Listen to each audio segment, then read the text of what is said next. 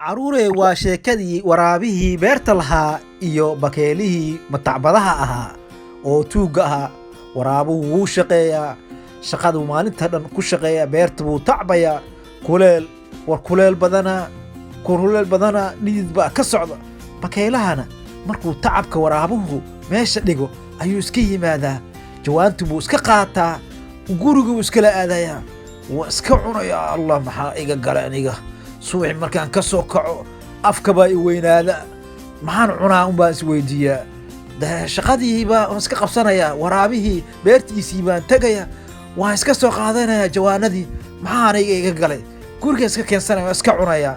Shaqada la'aanta waa wanaagsanba. Allah, macaan badanaa waxaad shaqaysan, macaan badanaa qarjajab. Allah, war macaan badanaa. Waraabihii wuu dareemay, warkaal waryaa yaa qaata waxaan tacba maalin walbaba. Anigaa arkay, shimbirta weeye, halkaasi bay joogtaa, halkaas anigaa ku soo arkay. Ma arkin. Waraabihii wuu fikiray, wuxuu yidhi kan dabin waa inaan u dhigaa, koolla baan ugu daadaynayaa dhulka, anigaa garanaya. Dabadeed isagaa imaanaya, way ku dhegaysaa. Markaas wuu ka sheekeen doonaa. Dabintii baa loo dhigay. Bal iga eega meesha, bal iga eega, waraabihii ma joogaa? Allah, waa cidla meesha, ha iska qaadanayaa. Wuxuu dhigto maalin walbaba iska qaadanayaa. War waa maxay? Koolla buu ii dhigay, dabin buu ii dhigay, war mama socon karee, way iigu dhegtay.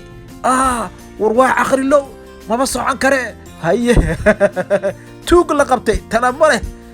Baangadana madax kaaga jar waay, yaa qaatay alaabteedii, sheeg waryaa. Allah, iga qalay markan, war waa ku kaltamay. Iga qalay.